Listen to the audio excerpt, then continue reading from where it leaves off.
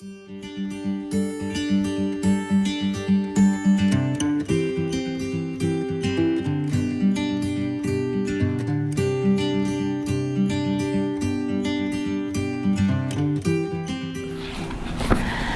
I'm Nalani Brown, Philanthropy Coordinator of Frank Toby Jones, reading Chapter 6, Hundreds of People, of A Tale of Two Cities, Book the Second.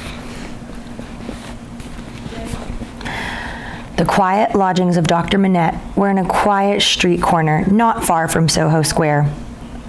On the afternoon of a certain fine Sunday, when the waves of 4 months had rolled over the trial for treason and carried it, as to the public interest and memory, far out to sea, Mr. Jarvis Lorry walked along the sunny streets from Clerkenwell, where he lived, on his way to dine with the doctor. After several relapses into business absorption, Mr. Lorry had become the doctor's friend, and the quiet street corner was the sunny part of his life. On this certain fine Sunday, Mr. Lorry walked towards Soho early in the afternoon, and for 3 reasons of habit. Firstly, because on fine Sundays, he often walked out before dinner with the doctor and Lucy. Secondly, because on unfavorable Sundays, he was accustomed to be with them as the family friend, talking, reading, looking out the window, and generally getting through the day. Thirdly, because he had happened to have his own little shrewd doubts to solve, and knew how the ways of the doctor's household pointed to that time as a likely time for solving them. A quainter corner than the corner where the doctor lived was not to be found in London. There was no way through it, and the front windows of the doctor's lodgings commanded a pleasant little vista of street that had a congenial air of retirement on it. There were few buildings then, north of the Oxford Road, and forest trees flourished, and wildflowers grew, and the hawthorn blossomed in the now vanished fields.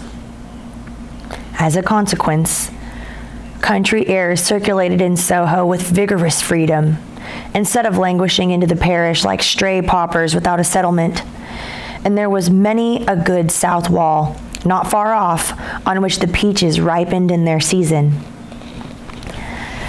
The summer light struck into the corner brilliantly in the earlier part of the day, but when the streets grew hot, the corner was in shadow, though not in shadow so remote that you could not see beyond it into a glare of brightness. It was a cool spot, staid but cheerful, a wonderful place for echoes, and a very harbor from the raging streets. There ought to have been a tranquil bark in such an anchorage, and there was. The doctor occupied 2 floors of a large, still house, where several callings purported to be pursued by day, but whereof little was audible any day, and which was shunned by all of them at night. In a building at the back, attainable by a courtyard where a plane tree rustled its green leaves, church organs claimed to be made, and silver to be chased, and likewise gold to be beaten by some mysterious giant who had a golden arm straightening out the wall of the front hall, as if he had been beaten himself. Precious and menaced a similar conversion of all visitors. Very little of these trades, or of a lonely lodger rumored to live upstairs, or of a dim coach trimming maker asserted to have a counting house below, was ever heard or seen.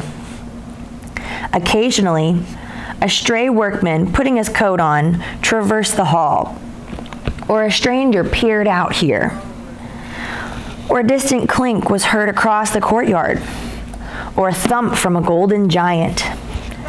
These, however, were only the exceptions required to prove the rule that the sparrows in the plane tree behind the house and the echoes in the corner before it had their own way from Sunday morning to Saturday night. Dr. Manette received such patience here as his old reputation, and its revival in the floating whispers of this story brought him. His scientific knowledge and his vigilance and skill in conducting ingenious ingenious experiments brought him otherwise into moderate requests, and he earned as much as he wanted. These things were within Mr. Jarvis Lorry's knowledge, thoughts, and notice when he rang the doorbell from the tranquil house in the corner on that fine Sunday afternoon. Dr. Manette at home? Expected home. Miss Lucy at home? Expected home. Miss Pross at home? Possibly at home, but of a certainty impossible for handmaid to anticipate intentions of Miss Pross as to admission or denial of the fact. As I am home myself, said Mr. Lorry, I'll go upstairs. Although the doctor's daughter had known nothing of the country of her birth, she appeared to have innately derived from it that ability to make much of little means, which is one of its most useful and most agreeable characteristics. Simple as the furniture was, it was set off by so many little adornments, of no value but for their taste and fancy, that its effect was delightful. The disposition of everything in the rooms, from the largest object to the least, the arrangement of colors, the elegant variety and contrast obtained by thrift in trifles, by delicate hands, clear eyes, and good sense, were at once so pleasant in themselves, and so expressive of their originator, that Mr. Lorry stood looking about him. The very chairs and tables seemed to ask him, with something of that particular expression which he knew so well by his time, whether he approved. There were 3 rooms on a floor, and the doors by which they communicated being put open, that the air might pass freely through them all. Mr. Lorry, smilingly observant of that fanciful resemblance which he detected all around him, walked from one to another. The first was the best room, and in it were Lucy's birds, flowers, and books, and desk, and work table, and box of watercolors. The second was the doctor's consulting room, used also as the dining room. The third, changingly speckled by the rustle of the plane tree in the yard, was the doctor's bedroom, and there, in a corner, stood the disused shoemaker's bench and tray of tools, much as it had stood on the 5th floor of the dismal house by the wine shop in the suburb of St. Antoine in Paris. I wonder, said Mr. Lorry, pausing in his looking about, that he keeps that reminder of his sufferings by him.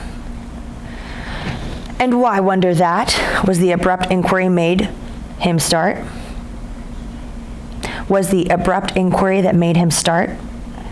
It proceeded from Miss Pross, the wild red woman, strong of hand, whose acquaintance he had first made at the Royal George Hotel at Dover, and had since improved. I should have thought, Mr. Lorry began. Pooh, you'd have thought, said Miss Pross, and Mr. Lorry left off. How do you? Inquired that lady then, sharply, and yet as if to express that she bore him no malice. I am pretty well, I thank you, answered Mr. Lorry with meekness. How are you? Nothing to boast of, said Miss Pross. Indeed? Ah, indeed, said Miss Pross. I am very much put out about my ladybird. Indeed? For gracious sake, say something else besides indeed, or you'll fidget me to death, said Miss Pross, whose character, dissociated from stature, was shortness. Really, then, said Mr. Lorry, as an amendment. Really is bad enough, returned Miss Pross, but better. Yes, I am very much put out. May I ask the cause? I don't want dozens of people who are not at all worthy of Ladybird to come here looking after her, said Miss Pross. Do dozens come just for that purpose? It was characteristic of this lady, as some other people before her time and since, that whatever her original proposition was, questioned, She exaggerated it. "Dear me," said Mr. Lorry, as the safest remark he could think of. "I have lived with the darling, or the darling has lived with me and paid me for it, which she certainly should have never done. You may take your affidavit. If I could have afforded to keep either myself or her for nothing, since she was 10 years old, and it's really very hard," said Miss Pross. Not seeing with precision what was very hard, Mr. Lorry shook his head, using that important part of himself as a sort of fairy cloak that would fit anything. "All sorts of people who are not in the least degree worthy of their pet are always turning up," said Miss Pross. "When you began it, Miss Pross? Didn't you, who brought her father to life?" "Oh, if that was the beginning, said Mr. Lorry. "It wasn't the ending, I suppose. I say, when you began it, it was hard enough. Not that I have any fault to find with Dr. Manette, except that he is not worthy of such a daughter, which is no imputation on him, for it was not to be expected that anybody should be, under any circumstances. But it really is doubly and terribly hard to have crowds and multitudes of people turning up after him. I could have forgiven him, to take Lady Bird's affections away from me." Mr. Lorry knew Miss Pross to be very jealous, but he also knew her by this time to be, beneath the surface of her eccentricity, one of those unselfish creatures, found only among women, who will, for pure love and admiration, bind themselves willing slaves to youth when they have lost it, to beauty they had never had, to accomplishments that they were never fortunate enough to gain. The bright hopes that never shone upon their own somber lives. He knew enough of the world to know that there is nothing in it better than the faithful service of the heart, so rendered and so free from any mercenary taint.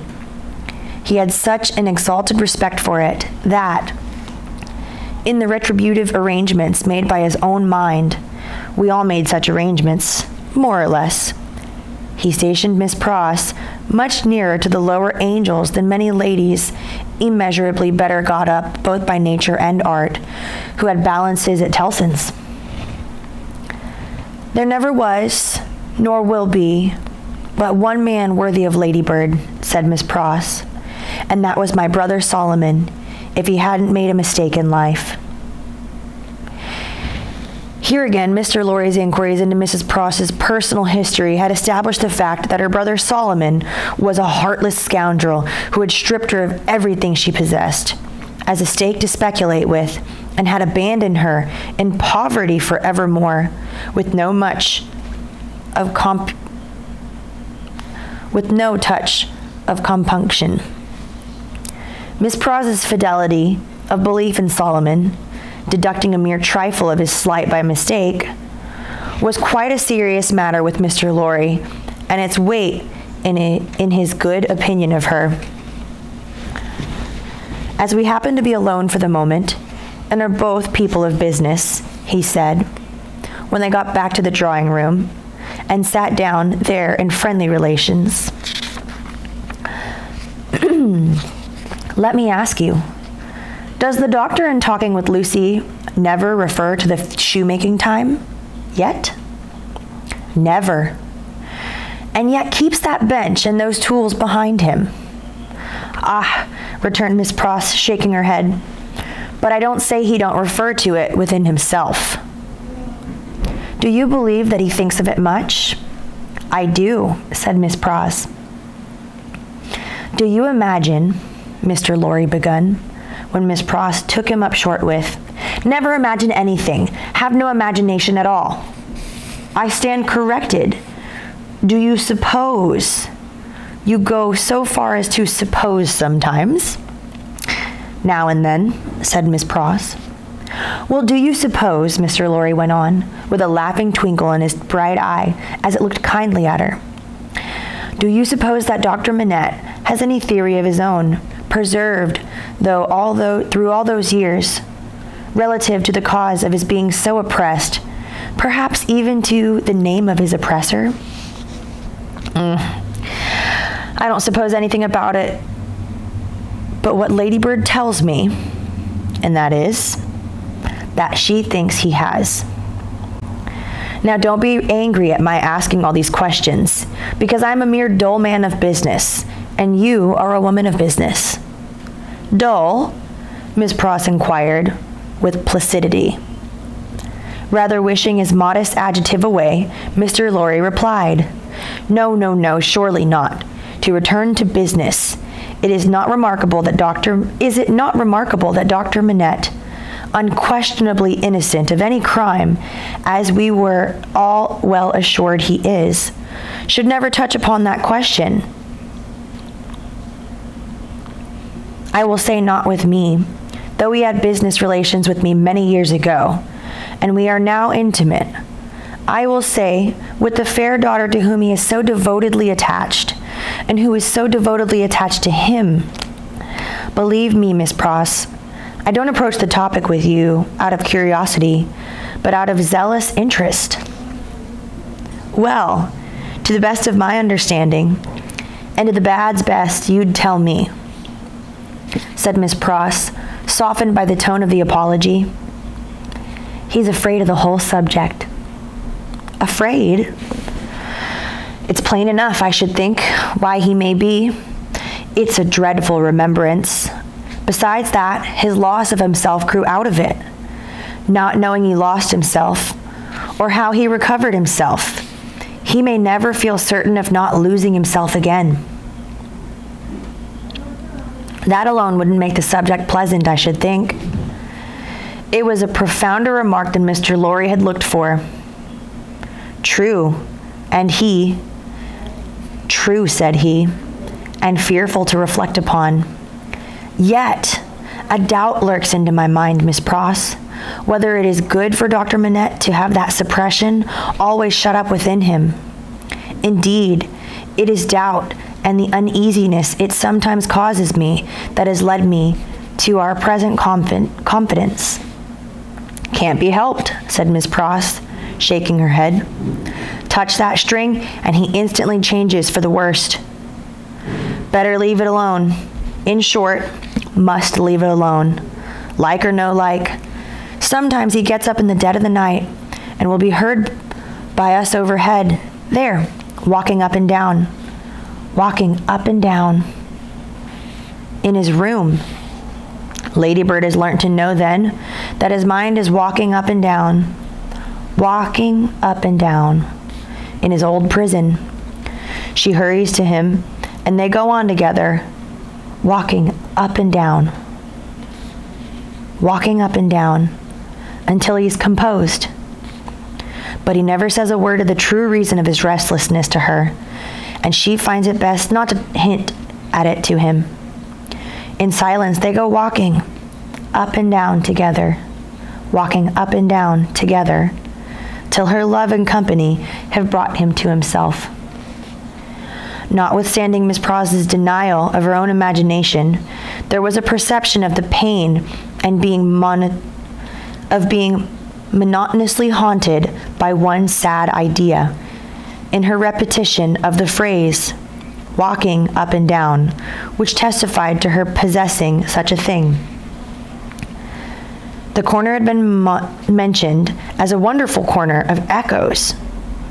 It had begun to echo so resoundingly to the tread of comping feet, that it seemed as though the very mention of that wary pacing to and fro had set it going.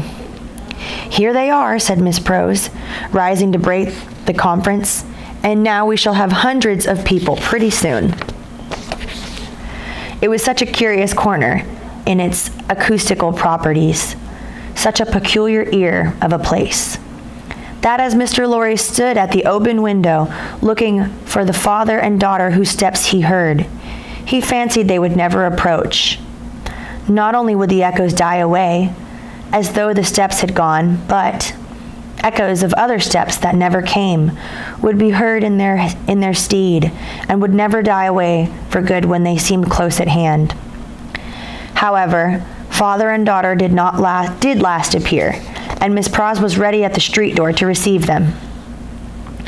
Miss Pross was a pleasant sight, albeit wild and red and grim, taking of her darling's bonnet when she came upstairs and touching it up with the ends of her handkerchief and blowing the dust off it, and folding her mantle ready for her laying by, and smoothing her rich hair, which was with as much pride as she could possibly have taken in her own hair, as if she had been the vainest and handsomest of women. Her darling was a pleasant sight too, embracing her and thanking her, and protesting against her taking so much trouble for her, which last she would only dared to do playfully, or Miss Pross, sorely hurt, would have retired to her own chamber and cried. The doctor was a pleasant sight too, looking on at them, and telling Miss Pross how she spoilt Lucy, in accents, and with eyes that had much spoiling in them, as Miss Pross had, and would have had more if it were possible. Mr. Lorry was a pleasant sight too, beaming at all this in his little wig, and thanking his bachelor stars for having lighted him in his declining years to a home. But no hundreds of people came to see the sights, and Mr. Lorry looked in vain for the fulfillment of Miss Pross's prediction. Dinner time, and still no hundreds of people. In the arrangements of the little household, Miss Pross took charge of the lower regions and always acquitted herself marvelously. Her dinners, of a very modest quality, were so well cooked and so well served, and so neat in their contrivances, half English and half French, that nothing could be better.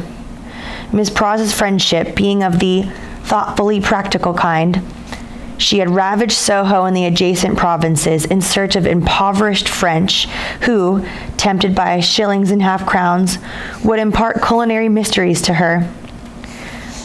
From these decayed sons and daughters of Gaul, she had acquired such wonderful arts that the woman and a girl who formed the staff of domestics regarded her as quite a sorceress, or Cinderella's godmother, who would send out for a fowl, a rabbit, a vegetable or two from the garden, and change them into anything she pleased. On Sundays, Miss Pross dined at the doctor's table, but on other days she persisted in taking her meals at unknown periods, either in the lower regions or in her room on the second floor, a blue chamber to which no one but her ladybird ever gained admittance. On this occasion, Miss Pross, responding to the ladybird's pleasant face and pleasant efforts to please her, unbent exceedingly, so the dinner was very pleasant too. It was an oppressive day, and after dinner, Lucy proposed that the wine should be carried out under the plane tree, and they should sit there in the air. As everything turned upon her and revolved around her, they went out under the plane tree, and she carried the wine down from the special benefit of Mr. Lorry. She had installed it herself some time before as Mr. Lorry's cupbearer, and while they sat under the plane tree, talking, she kept his glass replenished. Mysterious backs and ends of houses peeped at them as they talked, and a plane tree whispered to them in its own way above their heads. Still, the hundreds of people did not present themselves. Mr. Darnay presented himself while they were sitting under the plane tree, but he was only one. Dr. Manette received him kindly, and so did Lucy. But Miss Pross suddenly became afflicted with a twitching in the head and body and retired into the house. She was not unfrequently the victim of this disorder, and she called it, in familiar conversation, a fit of the jerks. The doctor was in his best condition and looked specially young. The resemblance between him and Lucy was very strong at such times, and as they sat side by side, she leaning on his shoulder and resting his arm on the back of her chair, it was very agreeable to trace the likeness. He had been talking all day on many subjects with unusual vivacity. "Pray, Dr. Manette," said Mr. Darnay, as they sat under the plane tree, and he said it in the natural pursuit of his topic in hand, which happened to be the old buildings of London. Have you seen much of the tower? Lucy and I have been there, but only casually. We have seen enough of it to know that it teems with interest, little more. I have been there, as you remember, said Darnay with a smile, though reddening a little angrily in another character and not in a character that gives facilities of seeing much of it. They told me a curious thing when I was there. What was that? Lucy asked. In making some alterations, the workmen came upon an old dungeon, which had been, for many years, built up and forgotten. Every stone of its inner wall was covered with inscriptions which had been carved by prisoners. Dates, names, complaints, and prayers. Upon a corner in the angle of the wall, one prisoner who seemed to have gone to execution had cut, as his last work, 3 letters. They were done with some very poor instrument and hurriedly, with an unsteady hand.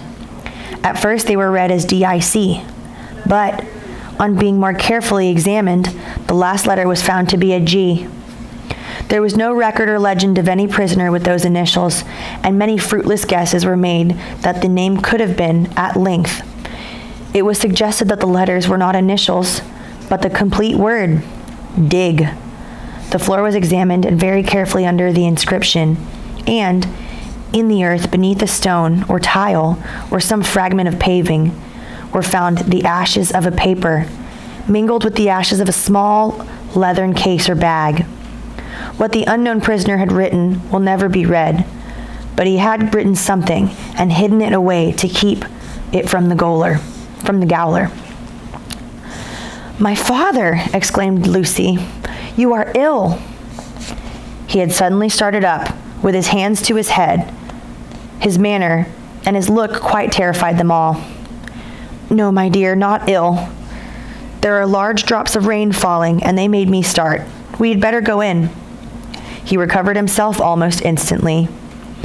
Rain was really falling in large drops, and he shoved the back of his hand with raindrops on it.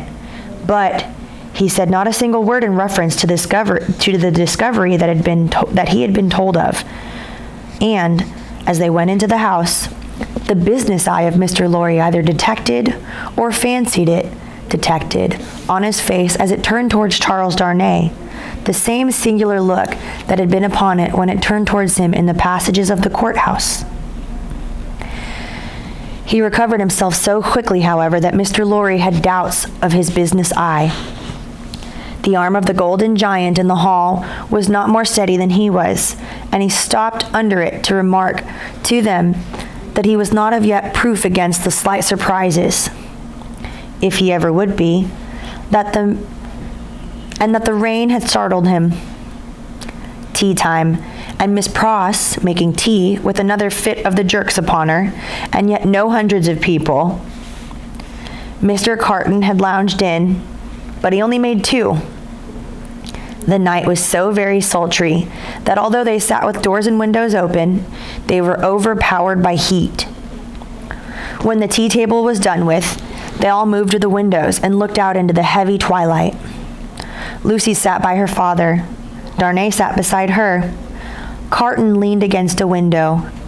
The curtains were long and white, and some of the thunder guts that whirled around into the corner caught them up to the ceiling and waved them like spectral wings. "The raindrops are still falling, large, heavy, and few," said Dr. Manette. "It comes slowly." "It comes surely," said Carton. They spoke low, as people watching and waiting mostly do, as people in a dark room, watching and waiting for lightning, always do. There was a great hurry in the streets, of people speeding away to get shelter before the storm broke. The wonderful corner for echoes resounded with echoes of footsteps coming and going, yet not a footstep was there.